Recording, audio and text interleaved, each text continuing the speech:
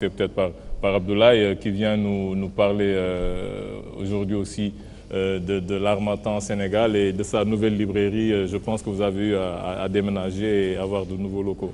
Effectivement. Tout d'abord, quand même, à l'une, tu me permettras d'exprimer ma joie quand même de me retrouver parmi vous. Je vois mon frère Kémy, pour qui j'ai beaucoup d'affection. Je vois mon ami Ousmane, je vois cette charmante dame que je vois pour la première fois. Sassoum, Nian. Madame Nian Sassoum. Et puis saisir cette opportunité pour présenter les vœux de l'Harmattan Sénégal à tout le Sénégal. Que 2015 soit pour nous tous une bonne année, une année de paix, une année de santé. Oui, l'Harmattan Sénégal n'est plus au point E.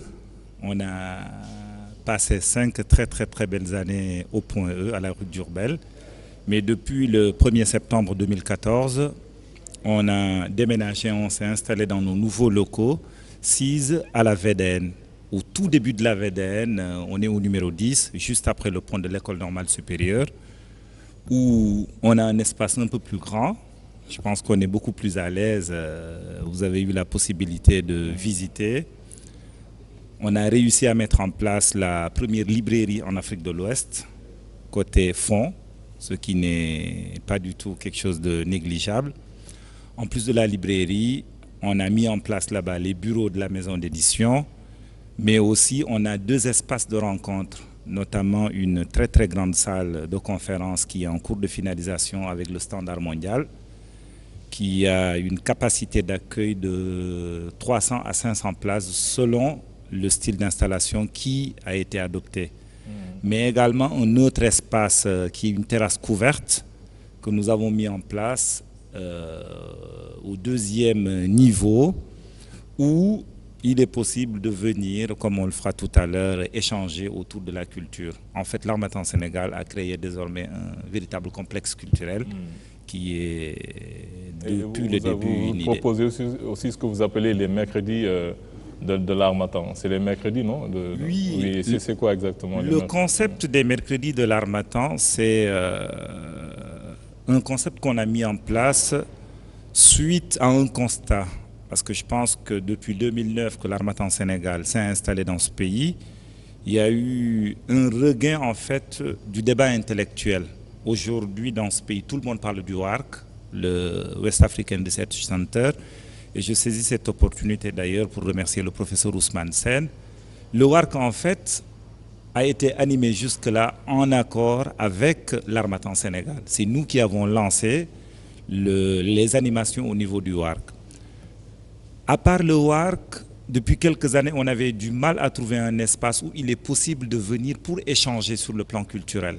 Pour quelqu'un qui connaît le Sénégal des années 70-80 même, je ne vais pas aller plus loin, on avait beaucoup d'espaces où les gens pouvaient se retrouver pour discuter.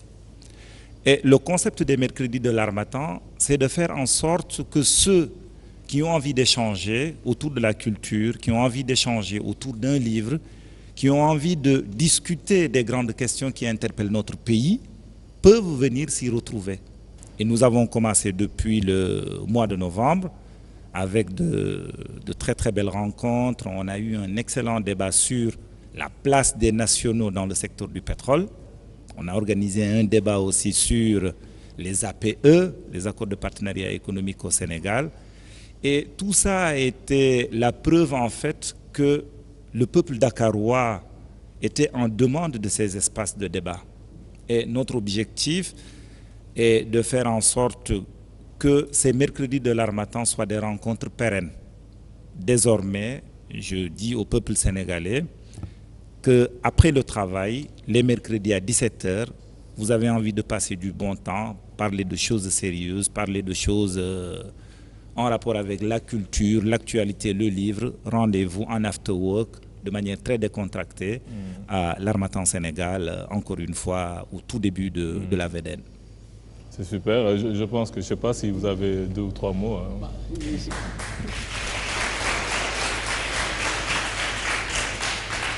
Lui, c'est un de vos écrivains. Ah oui, nos auteurs, on a 2 livres avec lui. Donc c'était tout juste pour l'encourager, parce qu'il faut le dire aussi, il est en train d'abattre un travail monumental. Et quand on est écrivain, ici au Sénégal, dans nos contrées, il est très difficile de trouver éditeur. Il y a beaucoup d'écrivains qui sont là et qui peinent à trouver des éditeurs. Et lui, il a franchement révolutionné le paysage. Il a mis sa maison d'édition il y a de cela quelques années. Et actuellement, il est sur la VDN. Cela veut dire qu'il fait un travail monumental. Donc, je vous encourage et je vous félicite. C'est mon ami, c'est mon frère, donc on se connaît. Donc, ce travail aussi, à l'une, il faut le dire, on réussit à le faire grâce aux auteurs qui font confiance à l'Harmattan Sénégal. Il n'y a pas d'éditeur sans écrivain, sans auteur. Et le succès, si on peut parler de succès de l'Harmattan Sénégal, c'est parce qu'on a réussi à avoir des auteurs qui ont intégré, si vous voulez, le concept de l'Harmattan Sénégal. L'Harmattan Sénégal, c'est aujourd'hui une famille. C'est mon auteur, comme il a eu à le dire, mais il a préféré utiliser d'autres termes.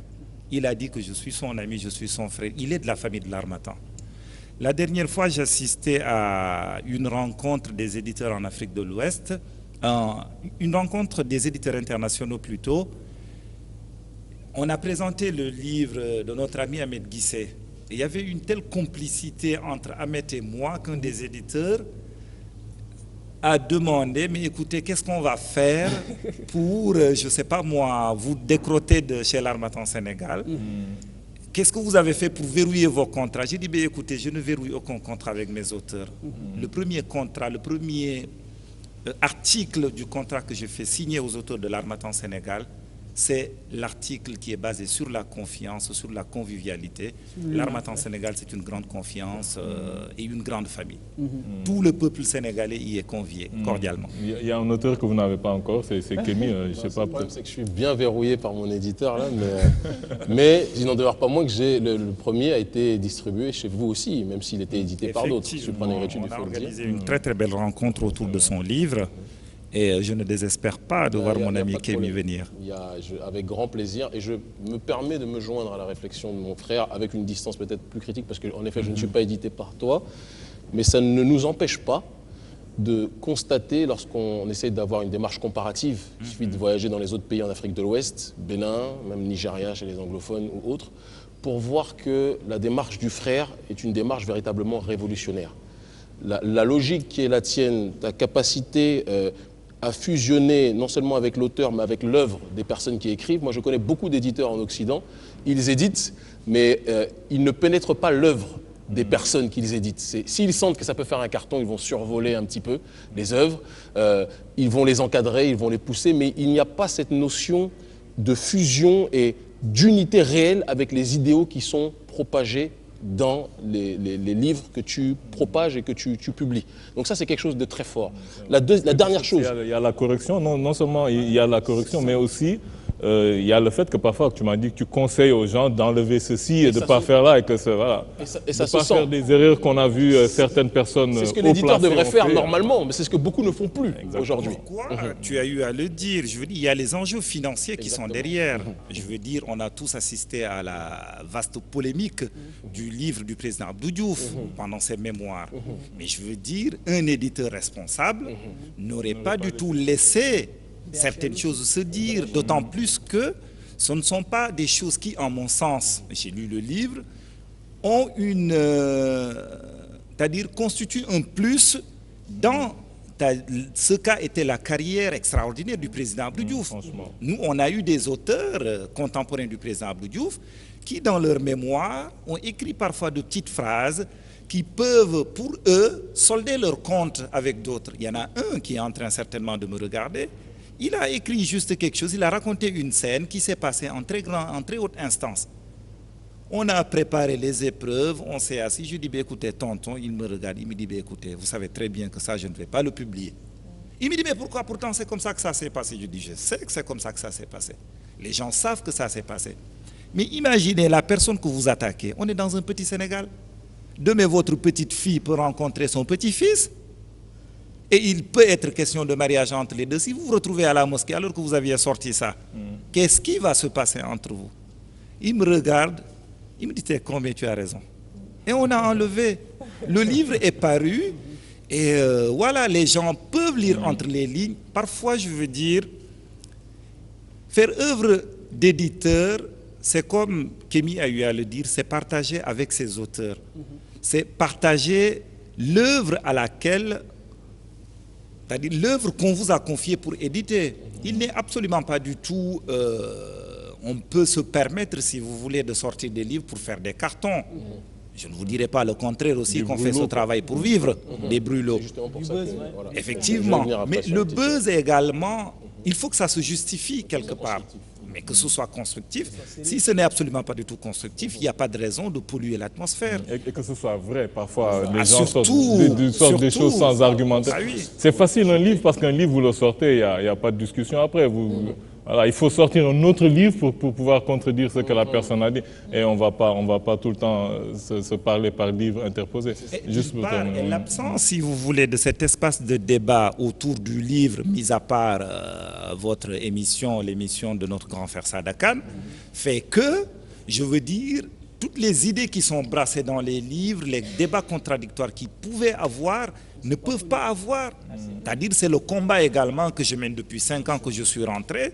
C'est-à-dire, mais bon Dieu, que les patrons des groupes de médias laissent de la place aux livres dans leur programme. Juste rapidement, après on termine avec ça. Parce que ça peut ouvrir un autre débat. Oui, exactement. Ouais. Voilà.